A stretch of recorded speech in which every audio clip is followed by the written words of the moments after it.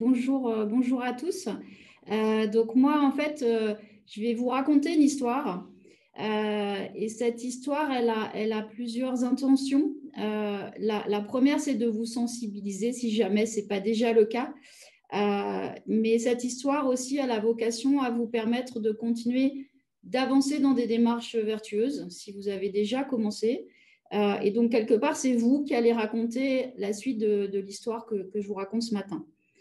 Donc, on se met vraiment dans une dynamique de coopération avec vous. Et j'en profite pour vous dire aussi que c'est un hasard du calendrier, mais aujourd'hui, c'est l'anniversaire de l'accord de Paris sur le climat. Donc, vous voyez, là aussi, c'est un heureux hasard. Donc, tout de suite, je vais rentrer dans le fil de la présentation. Alors, j'espère juste que la technique va marcher, parce que jusqu'à présent, ça marchait évidemment. Voilà, ça y est, l'aimant est revenu. Donc, je vais vous présenter FCBA, mais vraiment, quand je dis en quelques mots, c'est une diapo. Et ensuite, donc, les différents temps de la présentation, c'est d'abord, on va parler du constat à l'échelle de la planète et de ce qui doit nous motiver à agir. Ensuite, on en viendra à quelques éléments de tendance au niveau français et vous verrez qu'elles sont importantes pour moi parce qu'elles cautionnent le discours précédent. Elles vont dans le même sens. On fera un point d'étape où nous en sommes et finalement pour vous, entreprises, entrepreneurs, comment agir, comment continuer à agir. Et enfin, on terminera donc par notre témoin avec Benoît Simoneau. Alors FCBA, si quelques-uns parmi vous ne nous connaissez pas encore, donc on est un centre technique industriel de la filière bois ameublement. Donc vous avez à droite l'image de notre siège social qui est à Champs-sur-Marne, mais on a différentes implantations sur le territoire, notamment en région Nouvelle-Aquitaine, à Grenoble et dans quelques autres régions comme Nantes ou le Grand Est.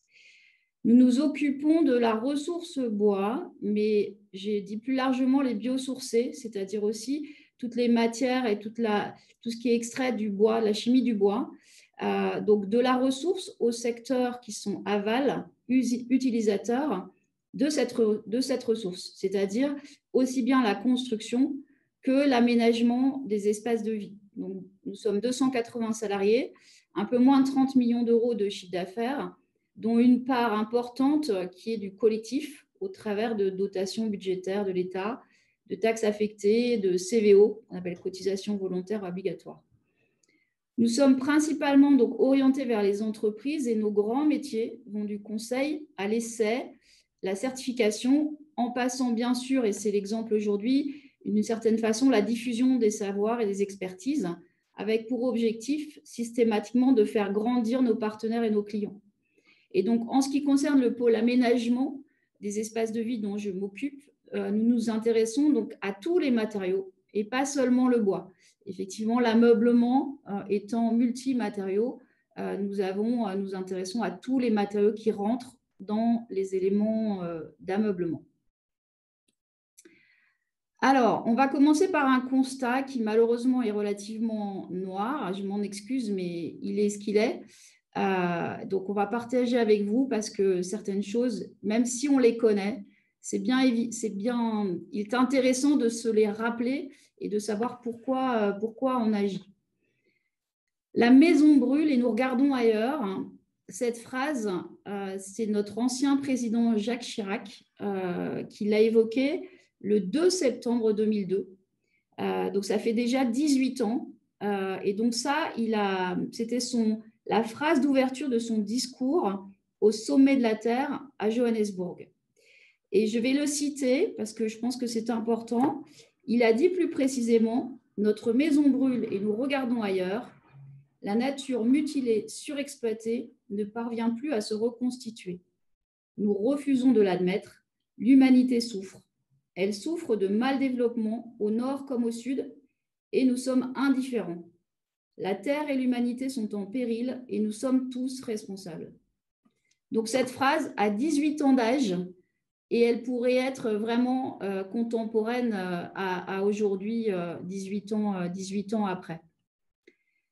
Il a même été au-delà dans son discours, puisqu'il a rajouté « Nous ne pourrons pas dire que nous ne savions pas. Prenons garde que le XXIe siècle ne devienne pas pour les générations futures celui d'un crime contre l'humanité. » Donc, c'est des mots extrêmement forts, extrêmement puissants. Pour autant, ça date d'il y a 18 ans. Et encore une fois, on peut se demander aujourd'hui où on en est. Ce n'est pas le seul à attirer, on va dire, la sonnette d'alarme, même si Jacques Chirac n'était pas le plus grand écologiste qui soit.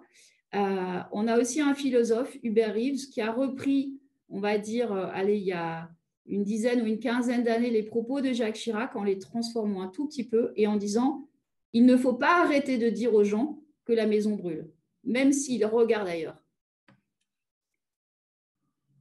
Et enfin, plus récemment aujourd'hui, donc vous l'aurez reconnu, les publicistes disent « Comme on n'écoute pas les adultes, c'est finalement les enfants qui se mettent à nous parler. » Donc là, c'est Greta Thunberg, donc qui, en 2018, à l'occasion de ses 15 ans, a fait une grève scolaire pour défendre le climat.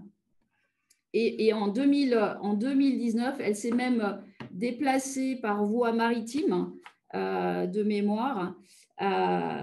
C'est là où elle a prononcé ce « How dare you » donc lors d'un congrès des Nations Unies sur l'action climatique. Dans tous ces discours, et notamment même celui de Jacques Chirac qui date d'il y a 18 ans, il y a 3 questions majeures qui ont été soulevées.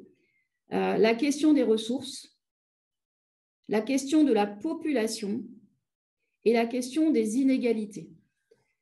Donc, je vais revenir sur chacune de ces questions. Premièrement, les ressources diminuent et vont continuer de diminuer. Alors, souvent, on pense aux ressources pétrolières, mais ce n'est pas que le cas du pétrole. C'est aussi le cas d'autres types d'énergie, comme le gaz, comme le charbon, comme des métaux. Et le constat est clair et maintenant largement partagé de dire nous ne pouvons pas continuer ainsi à consommer autant de ressources. Mais au-delà de ces ressources fossiles, on a aussi la problématique des ressources vivantes, la question de la biodiversité. De nombreuses personnes s'expriment sur ce sujet et j'ai pris l'exemple d'une plateforme intergouvernementale scientifique qui, en 2018, annonçait des statistiques qui sont alarmantes, c'est-à-dire que 50% des espèces pourraient disparaître d'ici 2050. 2050, c'est vraiment demain. Et dernier point, ces ressources en plus s'utilisent sous certaines conditions et que les conditions justement climatiques sont en défaveur de ces ressources, vous allez le voir. Je vous ai mis une image, je pense que pour certains de la Nouvelle-Aquitaine, ça doit parler. C'est l'érosion des côtes françaises, et pour ceux qui me connaissent bien, c'est même l'érosion de la côte sur l'île d'Oléron. Si vous ne le savez pas, sur les côtes françaises et sur l'île d'Oléron, c'est l'érosion la plus forte en Europe. La mer a croqué plus de 300 mètres sur les 10 dernières années. La moyenne est de 10 mètres par an, mais on a eu certaines années, au moment des grandes tempêtes, où ça a été plus de 50 mètres de terre croquée dans l'année. Et je peux vous dire que pour y aller, on le voit à l'œil nu. Vous avez en plus un espèce de petit train local avec des rails qui arrivent jusqu'au bord de l'eau. Chaque année, il retire des longueurs de rails parce qu'effectivement, la mer croque du territoire. À l'origine, quand j'avais préparé ce diaporama, j'avais mis une image lointaine parce qu'on a tous en tête effectivement des espaces en Asie où l'eau est en train de croquer des territoires et on oublie en regardant ces images-là que ça arrive en fait chez nous. Donc, lorsqu'on dit que les paramètres évoluent de manière négative, effectivement, ce climat et les conséquences font une consommation du territoire. Mais l'autre élément important, c'est l'accroissement de la population mondiale. Donc là, je vous ai mis quelques chiffres où en fait, on s'est aussi habitué à se dire on est 7 milliards, mais il n'y a pas si longtemps, on était 2,5 milliards. Et donc, je propose à Stéphane qui vous copie-colle dans le chat le petit compteur que je vous ai mis et je vous laisse en quelques instants aller cliquer sur ce lien parce que vous aurez en live l'évolution de la population mondiale. Et effectivement, quand on voit ce petit chrono en fait, qui tourne de manière aussi rapide, c'est aussi très perturbant.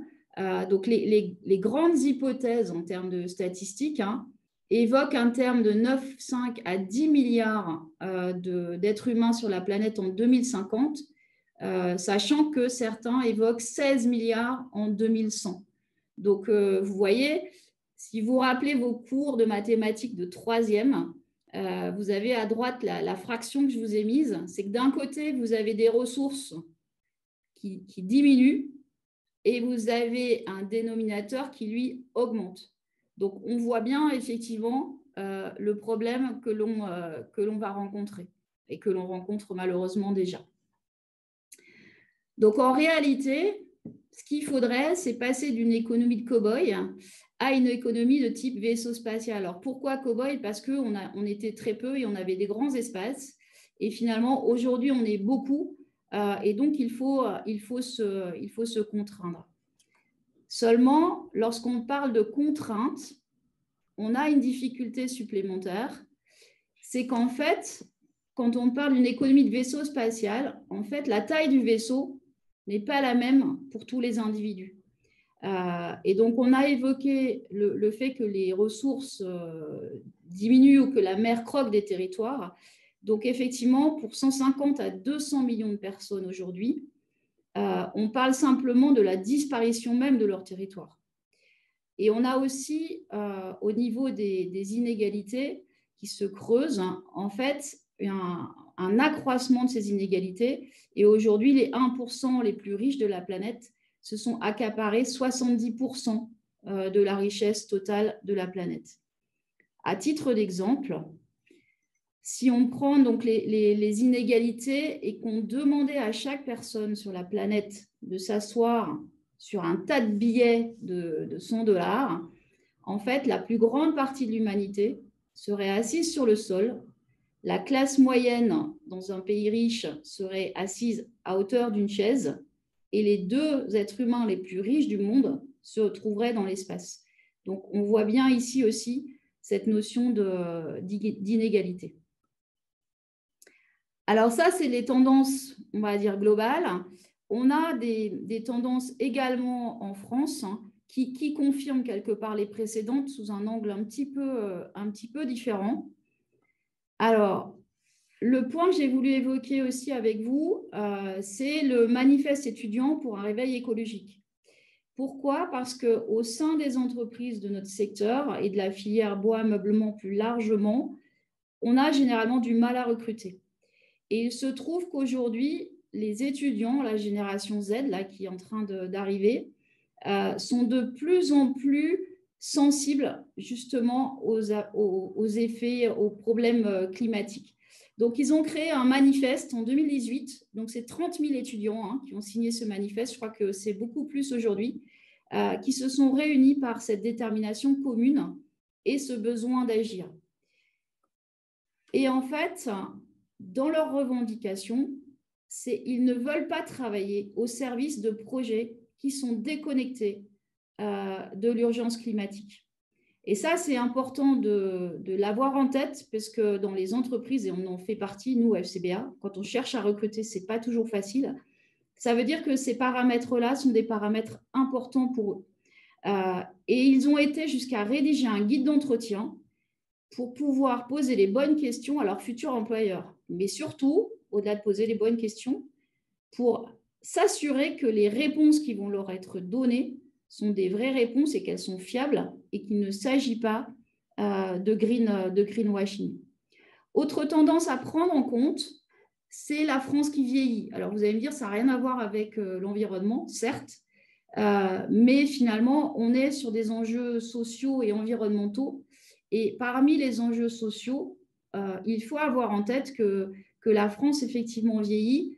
Et vous voyez, quand on parle des seniors, on a différentes sous-catégories dans les seniors, puisque en fait, on est senior à partir de 60 ans. Et aujourd'hui, même les gens qui sont nés en l'an 2000, une personne sur deux sera centenaire. Donc, la part des 75 ans en plus et plus va augmenter.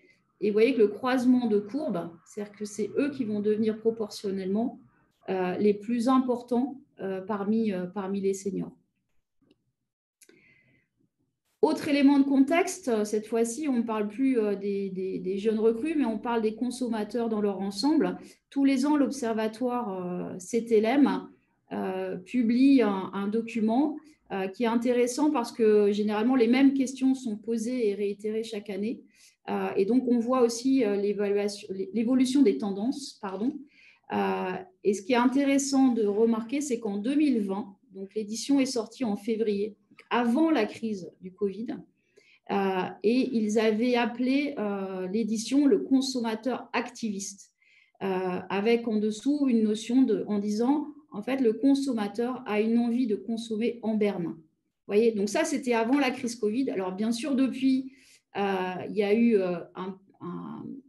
une impossibilité de consommer pendant le confinement, une sorte d'euphorie en sortie de confinement pour certains segments de marché, et je m'en réjouis que le meuble en fasse partie, mais ce n'est pas sur tous les segments du meuble, malheureusement.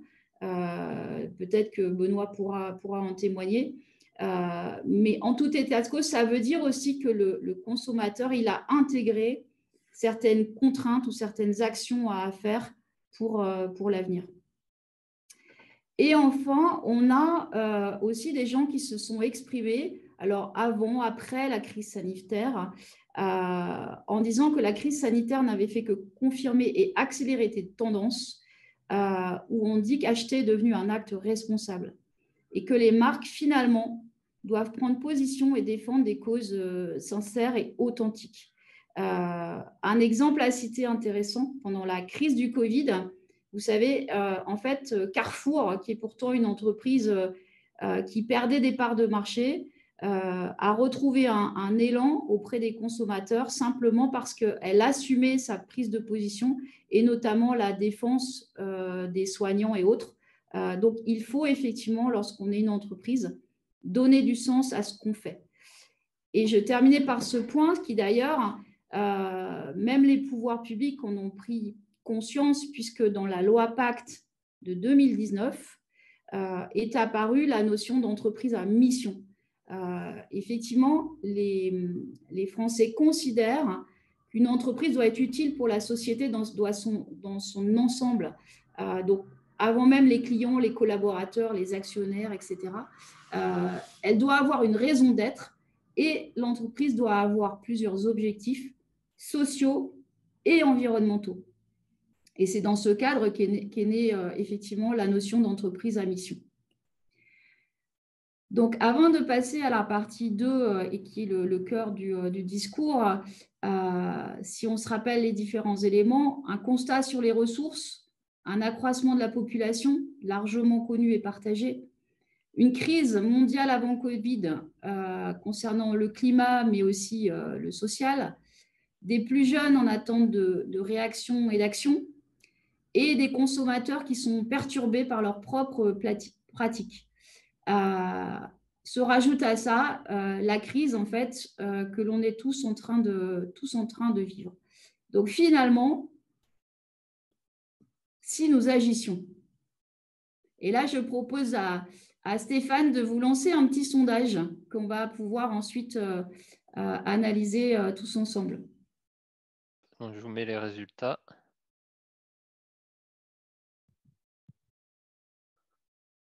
Alors, on avait dit, où positionnez-vous votre entreprise sur une échelle de 0 à 5 sur la mise en place de démarches en faveur de l'environnement? Alors, vous allez voir que je ne me suis pas trompée dans ma diapo suivante, puisqu'on n'a personne qui a répondu 0. On a 17% des entreprises qui se mettent à un niveau 2. Finalement, une large majorité. Si on ramenait tout ensuite à 100%, la plupart d'entre vous, vous vous situez selon vous, hein, au milieu du chemin, si on considérait que le 5 est l'aboutissement, une quantité quand même importante effectivement d'entreprises qui sont au niveau 4 et quelques-unes, et je vous félicite, effectivement, qui se considèrent au niveau 5. Le niveau 5 ne veut bien sûr pas dire qu'on a tout fini. Donc, je vais reprendre la main, Stéphane. C'est moi qui ferme ou c'est toi? C'est toi. Alors, et vous voyez, ce que je disais, ça correspond exactement à votre sondage. C'est que pour avoir circulé dans beaucoup d'entreprises du secteur, je considère qu'à ce jour, aucune entreprise n'est ce que j'appelle au degré zéro d'évolution en termes de maturité écologique. Et ça, clairement, on voit des bonnes choses partout. Il manque parfois, pour celles qui s'estiment au plus bas de l'échelle, un premier élément qui est, vous allez le voir, la capitalisation. Donc, comment agir finalement? Quel que soit le niveau de l'échelle où on est, d'abord, ça veut dire que ceux qui sont plus bas, vous voyez, il y a des exemples, on pourra en discuter après, avancer. Mais finalement, si je prends ne serait-ce que les démarches environnementales qui existent dans notre secteur de l'ameublement, et je n'ai pas été exhaustive en mettant ça, je n'ai mis que certains exemples, vous voyez que vous avez un certain nombre d'outils à votre disposition. Donc, à la limite, je pourrais vous dire, bah, allez, maintenant, à vous de jouer, hein, puisqu'il y a tout ça, vous devez bien trouver l'outil ou la démarche qui vous va bien. Ça peut avoir aussi l'effet inverse. C'est-à-dire qu'en gros, et souvent c'est bien ce que je rencontre, c'est que quand je rencontre des entreprises qui me disent bah, « moi j'ai envie d'avancer, mais en fait, je ne sais plus par quel bout prendre le problème ». Ou bien j'ai avancé et comment je peux faire encore davantage. Si je structure une démarche, ben, ça va me coûter cher. Ben, vous allez voir qu'au travers d'exemples que je vais vous présenter, non, on a des démarches qui sont peu coûteuses et qui peuvent être motivantes pour les salariés. Et puis enfin, et on en sait quelque chose, hein, pour les entreprises, la situation est extrêmement difficile en ce moment, c'est de se dire, ben, l'environnement, tout ça, c'est bien gentil, mais ce n'est pas une priorité. Et donc, je vous disais tout à l'heure, je suis là pour vous raconter une histoire, mais en même temps pour dire, et ça c'est notre rôle de centre technique, on est là aussi pour entraîner les entreprises dans des démarches vertueuses. C'est que quand on se repasse en revue tout ce que je vous ai raconté là, au contraire, il y a vraiment urgence d'agir et de continuer à agir. Donc, la première des choses, quand les gens se disent un peu perdus, et encore il y a une quinzaine de jours, j'étais avec beaucoup de dirigeants du secteur du mobilier de bureau, et des fois même certains sont perdus entre des démarches qui sont des démarches d'entreprise et des démarches produits. Alors, je vous ai mis à l'image, pardon, un exemple caricatural, mais c'est volontaire de ma part, hein. C'est pour illustrer bien la différence. C'est un de mes collègues qui utilise ça et je trouve que c'est très parlant. C'est que souvent, les gens confondent une démarche entreprise et une démarche produit. Ben, tout simplement, la démarche entreprise, par exemple, une démarche ISO 14001 ou une démarche RSE, responsabilité sociale des entreprises, c'est un moyen de faire proprement, de produire proprement des choses ou des produits. Et donc, si j'ai pris l'exemple du 4x4, on peut très bien avoir une entreprise du secteur automobile qui est ISO 14001 et pour autant, ce qu'elle va mettre sur le marché, c'est un produit qui va impacter l'environnement. Alors, ne voyez pas un jugement de valeur de ma part quant au 4x4 ou pas de 4x4. Hein. C'est juste pour la compréhension de l'image. D'un côté, je peux produire proprement quelque chose qui va être fortement impactant pour l'environnement. Ou je peux au contraire faire le choix de dire, si je veux avancer, je vais m'intéresser à des démarches qui touchent plutôt les produits. Et donc, j'ai mis l'exemple de NF Environnement. Alors ça, ce n'est pas incompatible, bien au contraire. Et d'ailleurs, il y a beaucoup de concepts qu'on trouve ou d'éléments qu'on va trouver dans la démarche entreprise qu'on va retrouver également dans la démarche produit. Et je vous ai cité donc, les entreprises cotisantes du Codifab auront la présentation. le cas de Schmitt, vous aurez l'occasion d'aller voir, qui cumule en fait, qui fait à la fois une démarche entreprise et une démarche produit. Donc, ce n'est pas du tout incompatible. Mais finalement, quand on veut y voir clair sur tous les chemins à emprunter, en fait, il faut bien avoir ça en tête. C'est que d'un côté, vous avez des démarches qui vont toucher l'entreprise, la 14001, je vous ai cité l'ISO 26000, qui est la norme qui encadre donc tout ce qui est développement durable au sens large avec les enjeux sociaux. Vous avez des démarches de type RSE. Alors, je vous ai cité un label qui est le label Lucie, qui s'appuie justement sur ces normes-là.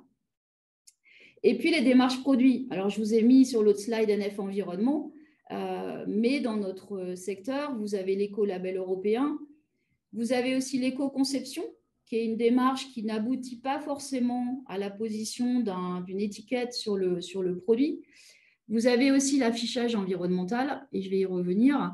Et puis des démarches, j'ai cité Cradle to Cradle, là en bas d'écran, si vous voyez ma souris, ou au contraire ici, le Blue Angle, qui sont des démarches étrangères, parce que là aussi, il faut se poser des questions si on intervient sur des marchés étrangers. Vous avez des démarches qui touchent plutôt les composants du produit, et ça peut être parfois une bonne façon d'agir, de dire je vais commencer par essayer d'acheter finalement des composants qui vont être plus vertueux. Et sans oublier, j'aurais pu à la limite le mettre en 1, des choses qui sont réglementaires, c'est-à-dire finalement le Triman, ou dans notre secteur, quand on parle de la REP, c'est une démarche réglementaire et qui pour autant fait quand même progresser les entreprises. Et vous avez des choses qui sont plus du domaine de la communication. Alors, je vous ai cité en fait la campagne de com mise au point par l'ameublement français sur Meublez-vous français, mais qui, au-delà d'une com, a vraiment un enjeu social, puisque l'idée, c'est effectivement de défendre les emplois sur le territoire. Donc, pour aller de l'avant, en fait, encore une fois, présenté autrement, soit je décide de jouer sur la carte entreprise, soit je décide de jouer sur la carte produit ou sur mes achats. Bien sûr, le réglementaire, je ne pourrais pas y couper. Donc, pour agir ou pour continuer d'agir, il est important de se poser les questions. Et les questions, c'est de dire, si je veux aller plus loin ou si je veux avancer, quel bénéfice j'attends? Est-ce que mes clients me le demandent? J'ai vu des clients, y compris en collectif, nous demander de mettre au point un label pour leur segment de marché. Et quand on questionnait leurs clients, ils n'en avaient rien à faire.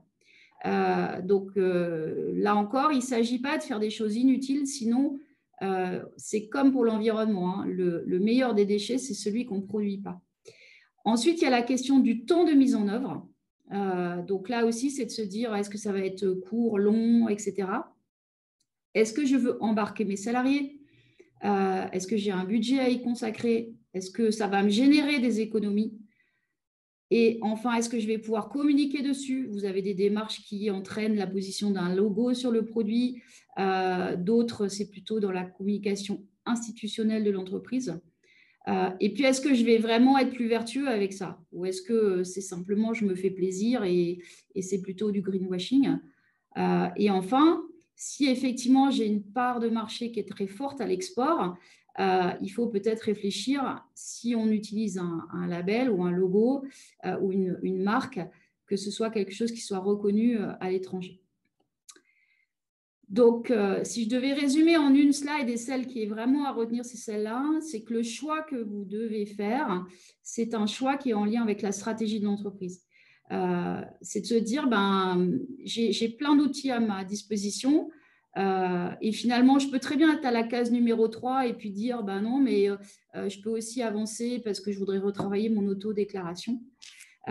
Donc, en fait, vous avez des choix ou des méthodes qui sont faciles et courtes. La première, c'est l'autodéclaration. Et les entreprises peuvent mettre en œuvre cette autodéclaration, on verra comment, et dire voilà ce que je fais de bien. Et elles ont tout à fait le droit de le faire et c'est facile. Vous avez l'affichage environnemental. Donc, je vous ai cité, on a mis FCBA depuis 10 ans, on a travaillé au développement d'un site Internet qui vous permet de calculer en fait l'étiquette sur vos produits. Et puis, les démarches composants, donc type PEFC, les démarches plus complètes sur le produit, sur l'entreprise. Et puis, si vous êtes sur l'export, la notion de marques comme Cradle to Cradle, les labels FEMB, peut-être les démarches plutôt ISO, etc. Donc, très vite, parce que je vois l'heure qui tourne. Donc, le premier point, c'est déjà de capitaliser sur ce qui est fait. Bien souvent, dans les entreprises, il y a des choses très pertinentes qui sont faites et on les oublie. On oublie de dire, tiens, on a fait ça. Et typiquement, si j'en reviens à l'autodéclaration, c'est minimum ce qu'elle vous demande, finalement, de faire cet état des lieux de ce que vous avez fait. C'est aussi pour avancer, de reprendre mon slide avec les questions et d'essayer vraiment, vraiment d'y répondre en disant pourquoi je ferais mieux, pourquoi je ferais plus, au-delà de ces convictions personnelles, même si je suis convaincue qu'en tant que dirigeant, c'est aussi les convictions personnelles qui font avancer tout le reste. Et enfin, faire un choix, effectivement, prendre un chemin et une fois qu'on sait pourquoi on l'a pris, il devient plus logique. Donc, pour terminer sur concrètement les voies à prendre, si je prends l'exemple de l'autodéclaration environnementale, vous avez une norme qui est l'ISO 14001 qui vous explique comment le faire. Donc, elle donne des définitions, elle donne des modes de preuve. Donc, cette norme, vous pouvez l'acheter sur le site de l'AFNOR. Hein. Je vous rappelle que nous, on n'a pas le droit de les diffuser. Et elle cite un certain nombre de caractéristiques environnementales. Même si c'est de l'autodéclaration et même si vous pouvez faire tout seul, si vous avez besoin, FCBA peut vous aider. On l'a fait pour certains clients. Mais là encore, à partir du moment où c'est de l'autodéclaration, ça veut dire que vous pouvez faire tout seul et qu'à ce moment-là, les seuls coûts que vous avez sont des coûts, les frais internes et le temps que vous-même allez passer à faire. Deuxième exemple qui est facile, qui est l'affichage environnemental. Alors pour l'instant, ça c'est une démarche qui est uniquement destinée aux produits qui sont vendus aux consommateurs. Donc c'est une démarche qu'on appelle réglementaire, mais c'est du volontaire encadré. C'est-à-dire que l'État, ça émane de la loi Grenelle en 2009, l'État a voulu que le consommateur puisse avoir connaissance des impacts environnementaux d'un produit au moment de son achat. Et donc, il a choisi de mettre en place l'affichage environnemental. Cet affichage dans le cadre du meuble a été acté par décret par Ségolène Royal, donc il est aujourd'hui en vigueur, ce qui veut dire que l'on peut apposer une étiquette du style de celle que j'ai là sur la droite en haut, sur les produits d'ameublement.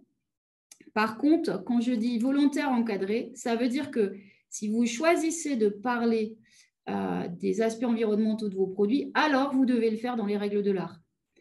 L'idée étant d'éviter que chaque entreprise calcule ses impacts de manière différente. Parce que bien évidemment, si le calcul était fait de manière différente, l'indicateur, au final, ne voudrait plus rien dire. Donc, on a mis en place un site internet ecomeuble.fr, ecomeuble en 2 mots, et vous pouvez saisir en fait des données sur vos produits. Vous avez 12 catégories de meubles qui ont été définies et ça vous permet de calculer en fait cette étiquette qui est ici. Donc là encore, ça a été fait pour être facile d'accès, facile d'emploi. Cela étant dit, on a des gens qu'on a formés malgré tout. Alors avec la formation à distance, c'est facile pour pouvoir bien utiliser l'outil. Et bien sûr, derrière, une fois que vous avez fait vos calculs, avant même d'afficher des résultats, ça vous montre où sont les impacts environnementaux sur les produits. Et donc, ce qui est intéressant ensuite pour avancer, c'est de travailler sur les endroits où on a finalement les impacts. Et puis enfin, la certification de produits au système. Donc, je ne le développe pas parce que je vais laisser Benoît Simoneau vous en parler, qui nécessite quand même des étapes à franchir. C'est d'abord bien évidemment que le produit doit être conforme à la réglementation, puisque la certification ne vient qu'au-delà du réglementaire. Et qu'ensuite, lorsqu'on veut être certifié, il faut que le produit réponde finalement à la conformité du cahier des charges de la certification. Et ensuite, il y a des exigences sur le processus de certification, de processus de production, pardon, puisque qui dit certification veut dire que l'intégralité de la production va être conforme au cahier des charges. Donc là aussi, pour les entreprises qui veulent avancer, on peut faire des prédiags, c'est-à-dire voir où vous en êtes. Ensuite, dans mon échelle, si vous vous rappelez le slide avec les différentes actions, en fait, c'est effectivement l'action qui coûte le plus cher. Pour les toutes petites entreprises, c'est relativement encadré. On dit souvent que c'est les plus grosses qui payent pour les plus petites. Et lorsqu'on est une grande entreprise, ça se compte en dizaines de milliers d'euros. Et donc, j'en terminerai là avant de laisser la parole à Benoît. C'est de dire qu'effectivement, si on a une vision mais qu'on n'agit pas, ça ne reste qu'un rêve.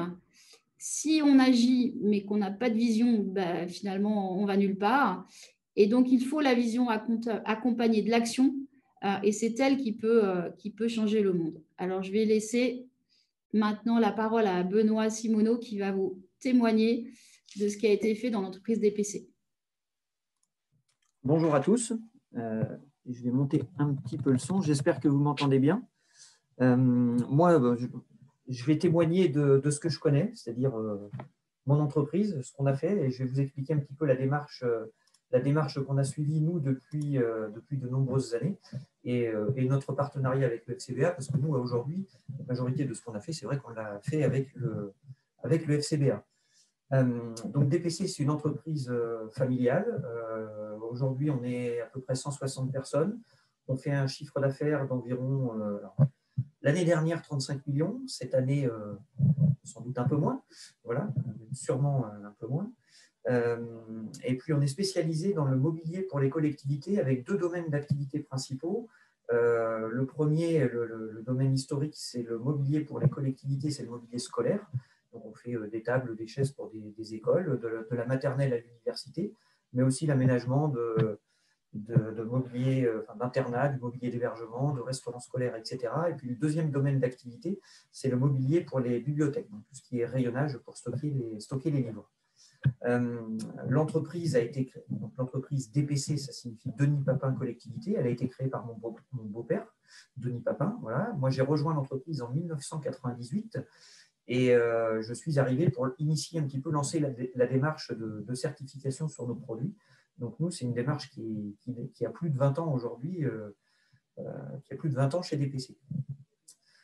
C'est une démarche qui s'est faite petit à petit. Voilà, on a travaillé par petits pas, étape par étape. Notre volonté, il y a une vingtaine d'années, c'était surtout de pouvoir répondre aux exigences de nos clients. Chez DPC, la moitié de notre chiffre d'affaires se fait auprès de collectivités locales, donc par appel d'offres. Dans les procédures d'appel d'offres, très régulièrement, il est demandé des certifications. Et donc, pour pouvoir y répondre de manière claire et sûre, on a souhaité s'engager sur cette démarche de certification produit. Donc voilà, c'est comme ça qu'on a commencé avec le FCBA. Donc tout d'abord pour faire certifier quelques produits NF Éducation, puisque c'est le label qui concerne majoritairement nos produits. Et puis, petit à petit, ça s'est étendu. Et dès le milieu des années 2000, entre 2000 et 2010, on a commencé à attaquer un petit peu la démarche environnementale. Et puis, ça s'est accéléré de plus en plus par la suite. Donc, aujourd'hui, on est titulaire de différentes marques que sont NF Éducation, NF Collectivité, NF Environnement, et aussi on est certifié PEFC pour l'origine de l'approvisionnement de nos bois qu'on utilise dans nos fabrications. Ce que je voulais dire, moi, par rapport à tout ça, c'est l'intérêt de la démarche. Je pense que Valérie l'a montré auparavant, je crois que c'est l'affaire de tous. On a tous besoin de s'impliquer fortement si on veut pouvoir laisser à nos enfants un monde qui soit vivable dans les années qui viennent. Et je pense que tous à notre niveau, on peut faire un petit bout de chemin. Et si tout le monde le fait, alors c'est vrai qu'on a tendance à dire oui, la France, on a tendance à s'auto-flageller, à se taper sur les doigts, alors qu'il y en a qui font bien pire que nous. C'est vrai, mais si nous, on ne fait rien, pourquoi les autres, ils avanceraient? Et je crois que les autres, certains pays, quand on parle de la Chine notamment, aujourd'hui, ils mettent en place des règles très, très strictes chez eux. Et quand on voit la vitesse à laquelle ils se sont développés ces 20 dernières années, dans 10 ans, c'est peut-être nous qui serons à la traîne. Donc, je pense qu'il ne faut surtout pas rater le coche, qu'on avance et qu'on ait valeur d'exemple. Pour moi, c'est plutôt quelque chose de positif. Je fais une petite aparté sur ce point-là par rapport à ce qu'a dit Valérie aussi tout à l'heure. Dans nos derniers recrutements, les personnes qu'on a recrutées chez nous, lors des entretiens d'embauche, ils nous ont fait part de leur intérêt pour l'entreprise parce qu'il y avait une démarche RSE derrière, parce qu'ils ont vu des choses, que ce soit sur nos sites internet ou entendu parler localement, de tout ce qu'on pouvait faire. Et aujourd'hui, auprès des jeunes, ça a vraiment un sens. Donc, au-delà du côté produit technique, il y a aussi au niveau de la marque entreprise, où tout ce qu'on fait au niveau RSE, environnement, voilà, tous ces points-là ont aussi un sens pour la marque employeur. Et je pense que dans le contexte actuel, où chez moi, en tout cas dans ma région, je ne vous l'ai pas dit tout à l'heure, mais on est basé à Bressuire, dans les Deux-Sèvres, donc on est pile à mi-chemin entre Nantes et Poitiers, et on est dans une zone qui est plutôt peu marquée par le chômage, et donc le recrutement est très très difficile chez nous. Donc le fait d'avoir des atouts de ce type-là, ça peut permettre de faire pencher la balance en notre faveur. Donc c'est complètement à côté des évolutions sur les produits, mais c'est réellement un point très important aujourd'hui dans nos actions de tous les jours. Voilà. Après, je vous disais au début, oui, on a commencé tout doucement. Ça s'est fait en partenariat avec le FCBA. Ce qu'il faut voir, c'est que cette stratégie de petits pas, en fait, quand on développe des choses en interne, quand on met en place des nouveaux modes de fonctionnement dans nos usines, ce qu'on met en place pour obtenir une certification, en général, on ne le fait pas que pour le produit certifié. J'ai un exemple très concret. Il y a une quinzaine d'années, on est passé en vernis hydro. C'est-à-dire, au lieu de mettre des solvants dans nos vernis sur le bois, on est passé en vernis à base d'eau en phase aqueuse. Donc, du coup, il y a beaucoup moins de composés organiques volatiles. Ce qu'on a fait pour passer notre vernis en hydro, bien évidemment, on ne l'a pas fait que pour les produits certifiés NF Environnement, ça s'est fait pour la totalité de notre fabrication. Donc, au début, ça a été une contrainte, ça a été un petit peu compliqué. Les temps de séchage ont été allongés, donc le temps de cycle de fabrication a été un petit peu plus compliqué. Aujourd'hui, si vous venez visiter chez nous et que vous en discutez avec les opérateurs, il n'y en a pas un qui reviendra en arrière et qui voudrait refaire du vernis solventé. Voilà. Alors, on a toujours un petit peu de vernis avec des solvants sur des applications très spécifiques, mais plus de 90% de nos consommations sont en vernis hydro. Voilà, on ne reviendrait surtout pas en arrière. Tout ce qu'on fait au quotidien donc, se retrouve petit à petit. Moi, quand j'achète des panneaux de particules aujourd'hui, quand j'exige auprès de mes fournisseurs d'avoir des panneaux E05 avec des faibles dégagements de formaldéhyde, je ne le fais pas que pour mes produits certifiés. La totalité de ma production, elle est concernée. Donc voilà, tous les efforts qu'on fait, ce n'est pas possible de les garder que pour une partie de la production. Donc ça se fait partout. C'est pour ça que je dis que c'est une démarche vertueuse. Après, si on s'est engagé, nous, vraiment dans la démarche de certification, dans ce qu'a montré Valérie tout à l'heure, c'est vrai qu'on peut s'auto-certifier. Voilà. Bon, moi, j'ai vu certains de mes petits confrères voilà, gagner des appels d'offres avec des auto-certifications alors qu'on sait comment ils pouvaient fabriquer à côté. Ce n'est pas dans notre mentalité, ce n'est pas dans notre mode de fonctionnement chez DPC. Nous, on n'est pas forcément très, très bon en termes de communication. On est plutôt dans un secteur rural et on a tendance à garder pour nous ce qu'on fait, même quand on le fait bien. Voilà, donc c'est des choses sur lesquelles on essaie d'agir et de mieux dire ce qu'on fait bien. Mais par contre, la partie certification permet de prouver de manière claire, nette et précise et par quelqu'un un tiers qui n'est pas partie prenante dans l'entreprise. Donc la valeur de la certification, pour moi, elle a vraiment une notation beaucoup plus forte qu'une auto-certification, même s'il y a des gens qui font de l'auto-certification et qui font les choses très très bien. Et au contraire, pouvoir commencer comme ça, je pense que c'est un bon début. Donc nous, on a commencé par ces certifications, puis petit à petit, on a développé les nouvelles certifications. Au fur et à mesure, aussi, on est tiré ou poussé parfois par nos clients, puisque les certifications PEFC, par exemple, dès que c'est arrivé, très très vite, tout le monde y a basculé. C'est quelque chose, pour ceux qui travaillent dans le bois, certification PEFC, c'est quelque chose qui est relativement simple à mettre en place, qui n'est pas très coûteux. C'est un audit par an. Il y a quelques tableaux à suivre, mais ça se fait assez simplement. Et ça peut se faire vite et bien. Après, qu'est-ce que je peux vous dire d'autre, moi, sur notre organisation aujourd'hui ? dans le mode de fonctionnement qu'on a eu avec le FCBA, les atouts que je vois aussi dans ce fonctionnement, c'est qu'on est bien tenu informé des évolutions normatives, réglementaires, et on peut même parfois être à l'origine des textes, les normes, notamment quand on participe avec le FCBA à certaines réunions techniques. Il y a des questions qui sont évoquées sur les normes, et plutôt que d'être pris de court quand la norme sort et ne pas savoir ce qui va arriver, c'est quand même bien de pouvoir en discuter avant, d'évoquer les contraintes qu'on peut avoir en entreprise pour pouvoir faire avancer les choses. Donc, je vous incite aussi, si vous entrez dans une démarche, à être vraiment acteur de la démarche auprès du FCBA pour que les normes qui arrivent soient possibles à mettre en place dans nos usines. Voilà. Avec le FCBA, on a aussi la possibilité, nous on a pu participer parce qu'on était volontaire, je pense, c'est peut-être pas le cas de tout le monde, mais à des études, je pense à Maubert, ça s'est fait il y a peut-être bien 7-8 ans maintenant. Maubert, c'est une étude qui a été faite pour évaluer l'impact de nos meubles sur la qualité de l'air intérieur, notamment dans des maternelles, puisque l'exigence première venait de ces établissements où en fait ils accueillent des jeunes enfants, et on voulait être sûr que l'impact de nos produits, notamment la qualité de l'air dans les écoles maternelles, que nos produits n'influent pas sur ça. Donc cette étude, on a participé dès le début. L'avantage, c'est qu'on a eu des résultats d'essai, et rapidement on a pu voir en fait que nos produits, avec les contraintes qu'on s'appliquait en termes de fabrication, si on devait avoir à l'époque, il n'y avait pas encore d'étiquetage environnemental, mais tous nos produits auraient plutôt été classés A, voire A++, par rapport aux produits de la construction qui, eux, pouvaient être très loin derrière en termes d'émissions polluantes. Récemment, puisque là, ça date d'il y a quelques semaines, encore avec le FCBA, on participe à une étude sur la réparabilité et la recyclabilité de nos mobiliers. Donc ça c'est des choses qui font partie prenante aujourd'hui, nous, de la conception de nos produits. Donc, dès le départ, on a fait des démarches d'éco-conception. Donc, dès la conception du produit, on réfléchit à comment est-ce qu'il va pouvoir être démonté, comment est-ce qu'il va pouvoir être réparable. Aujourd'hui, la réparabilité chez les clients, c'est des sujets sur lesquels on réfléchit, mais c'est assez compliqué, puisque nous, ça imposerait d'aller reprendre le mobilier parfois à des centaines de kilomètres, de le ramener chez nous, de le démonter, de le remettre en état pour le relivrer ensuite. Je vous ai dit, on fabrique du mobilier scolaire. Aujourd'hui, c'est un produit qui a des prix relativement bas.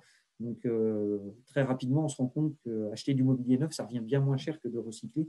Donc, c'est un frein très important auprès des clients sur ce type de démarche. Donc, il faut trouver des nouvelles idées, des nouvelles solutions.